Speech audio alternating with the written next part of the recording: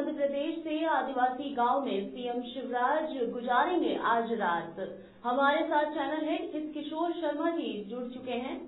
जी किशोर जी बताइए, आदिवासी गांव में रात गुजारने के पीछे सीएम शिवराज की क्या है मंशा? देखिए, बिल्कुल मुख्यमंत्री के तौर पर शिवराज सिंह चौहान जब चौथी बार मार्च 2020 में उन्होंने शपथ ली, तब से अब तक की अगर हम स्थिति को देखते हैं तो कोरोना काल और उसके बाद उपचुनाव, ये तमाम स्थितियों से गुजरे हैं। लेकिन अगर मुख्यमंत्री शिवराज सिंह चौहान की बात करें तो हम 2018 की जन आशीर्वाद, उससे पहले की कई आयोजन उसमें देखते हैं तो शिवराज सिंह चौहान ने हमेशा जनता के बीच रहना ही पसंद किया और इसलिए शायद वो जननायक हैं। और प्रमुख तौर पर देखें तो मध्य प्रदेश में चौथी बार मुख्यमंत्री, पहली बार से लेकर चौथी बार तक के कार्यकाल में जितनी भी योजनाएं हैं वो जनता के बीच से निकली योजनाएं हैं। तो शायद यही एक बार कोशिश है कि आदिवासी इलाके में मुख्यमंत्री रुके, आदिवासियों से वो बातचीत भी करेंगे। अगर हम इस पूरे कार्यक्रम की बात करें तो भारचंद भूरिया जो हैं उनके घर पर मुख्यमंत्री शिवराज सिंह चौहान रुकने वाले हैं। ये कबीर सेठ गांव है जो भावरा के पास में स्थित है।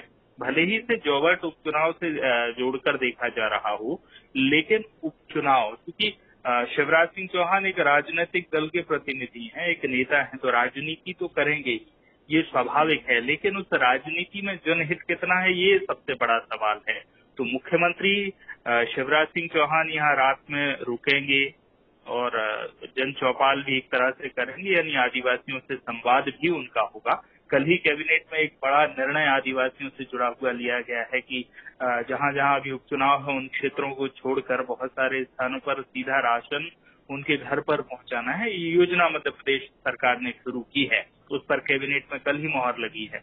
लेकिन आदिवासियों के बीच में या आम जनता के बीच में रहकर और उनके मन को समझना, उनकी समस्याओं को समझना और क्या परिवर्तन उनके जीवन में अब तक शिवराज ला पाए हैं, शायद यही आकलन वो करने की कोशिश करेंगे। दूसरा, अगर हम उपचुनाव को देखें तो उपचुनाव स्थानीय मुद्दों के साथ साथ जातिगत समीकरणों पर आधारित है, ये साफ तौर पर देख सकते हैं हम। और इन उपचुनाव के परिणाम, चाहे हम इस खंडवा लोकसभा की बात कर लें या तीनों विधानसभाओं की बात कर लें, इससे सरकार पर कोई फर्क नहीं पड़ना है। लेकिन हाँ, चुनाव है तो महत्वपूर्ण है भारतीय जनता पार्टी के लिए भी, और कांग्रेस तो 2023 के सेमीफाइनल के तौर पर इस उपचुनाव को देख रही है। तो सियासत इस पूरे मामले पर शुरू भी हो चुकी है। पूर्व मुख्यमंत्री कमलनाथ ने भी ट्वीट कर दिया है, हमला बोल दिया है और कह दिया है कि पाप नहीं धुलेंगे। लेकिन सियासत भी है। दूसरी तरफ शायद शिवराज नब्ज टटोलने की कोशिश कर रहे हैं वर्तमान उपचुनाव को लेकर भी और आने वाले समय को लेकर। क्या ये चुनाव जीतने के लिए कोई नई रणनीति लगती है आपको? देखिए, बिल्कुल, अगर चुनाव जीतने की रणनीति में ये शामिल है तो शायद पसीना तो तमाम नेता, चाहे वो कांग्रेस के हों, चाहे भारतीय जनता पार्टी के हों, चाहे कोई सामान्य क्षेत्रीय जनप्रतिनिधि हो या खुद मुख्यमंत्री शिवराज सिंह चौहान हो, पसीना तो इसीलिए बहा रहे हैं कि इन उपचुनाव में सफलता मिलनी चाहिए।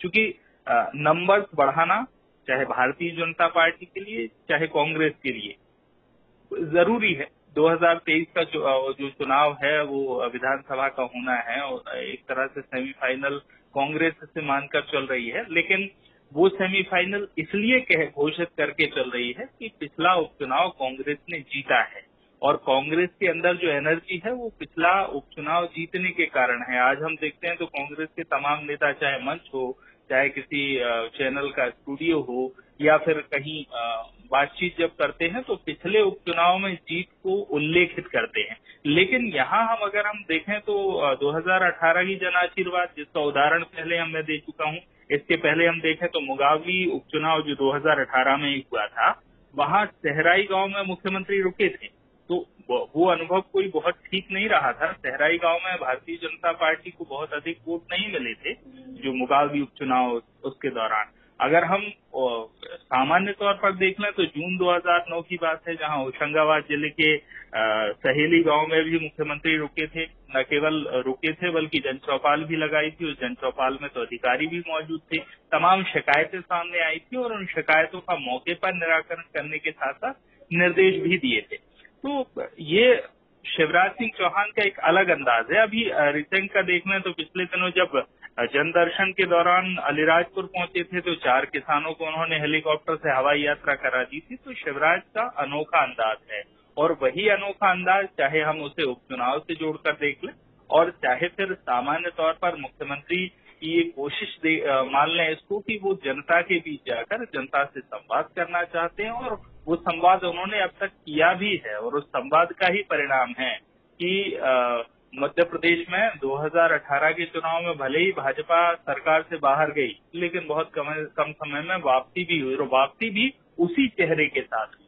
जब निर्णय जनता को नहीं, जब निर्णय पार्टी नेतृत्व को लेना था तो पार्टी नेतृत्व ने भी सीएम के तौर पर शिवराज जी को ही चौथी बार कुर्सी पर बिठाया। जनता ने भी, अगर हम देखें तो जनता ने भी 3 बार लगातार मुख्यमंत्री के तौर पर शिवराज जी को ही कुर्सी पर बिठाया।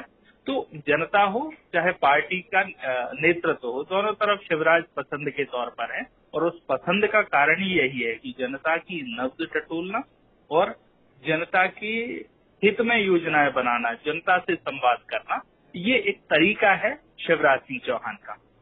जी किशोर जी, क्या लगता है आपको इसका किस तरह से प्रभाव लोगों पर पड़ने वाला है? देखिए, निश्चित तौर पर एक सकारात्मक प्रभाव पड़ता है।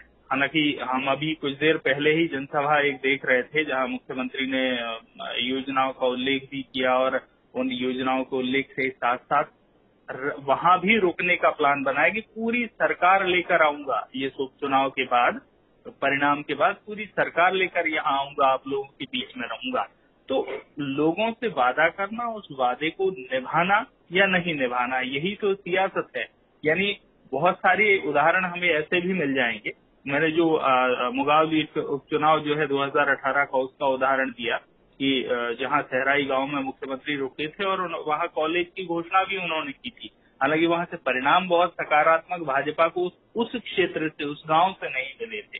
तो ये कहा जाए कि एक कोशिश शिवराज सिंह चौहान की और पूरी भारतीय जनता पार्टी की यही है कि ये जो उपचुनाव है चारों स्थान पर, इसमें वो सफलता भी हासिल करें, नंबर भी बढ़ाएं, क्योंकि वो बेहद जरूरी इसलिए है कि जनता के बीच हार और जीत का एक संदेश जाता है। जो पिछला उपचुनाव है उसमें हार का कारण, उसकी समीक्षा निश्चित तौर पर, क्योंकि विषय भारतीय जनता पार्टी का है, तो उसने एनालिसिस किया होगा कि कहाँ कमी रही, क्या खामी रही, क्यों हमें वो उपचुनाव हारना पड़ा। और सत्ता में रह के उपचुनाव हारना दोहरा प्रश्न चिन्ह खड़ा करता है। एक राजनीतिक दल का उपचुनाव हारना भी प्रश्न है, लेकिन सत्ताधारी दल का उपचुनाव हारना बहुत बड़ा प्रश्न है। तो उस प्रश्न का उत्तर शायद जनता के बीच जाकर शिवराज भी ढूंढने की कोशिश अभी कर रहे हैं और फिर कोई सवालिया निशान न लगे, इसलिए वो कोशिश कर रहे हैं। तो भारतीय जनता पार्टी इस वक्त तमाम समीकरण, हम चाहे अभी देख लें कि सामान्य जो सीट है, अगर हम इन तीनों उपचुनाव की बात कर लें विधानसभा की, तो ओबीसी कार्ड जो है वो भारतीय जनता पार्टी ने खेला है। क्यों खेला है? एक तरह से 2023 का टेस्ट भी है।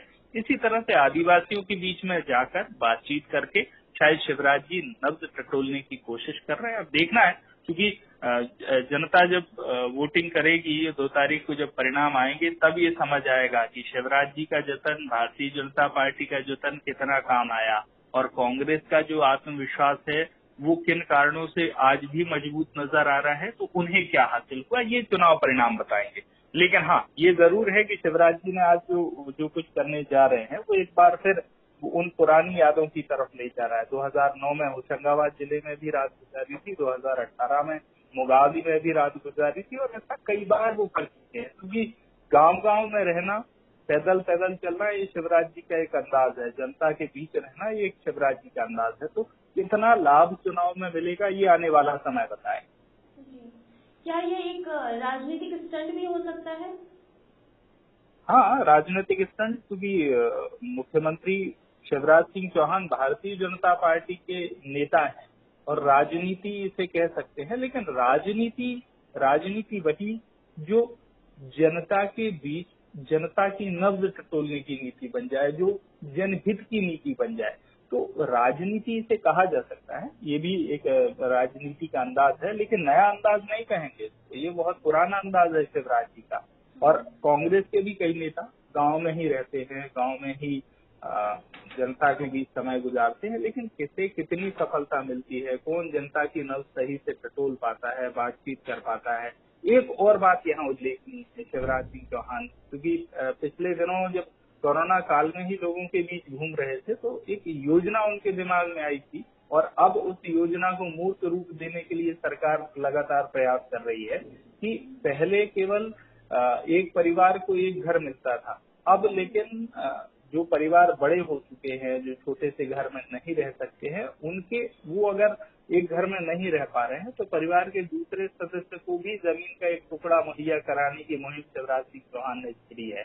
तो ये भी कहीं ना कहीं जनता के बीच जाकर जनता से बात करके उनकी समस्या समझ आती है और एक राजनेता है तो राजनीति तो करेंगे, ये मैं पूर्ण ही उल्लेख करता हूं। जी किशोर जी, बहुत बहुत शुक्रिया आपका तमाम जानकारी के लिए।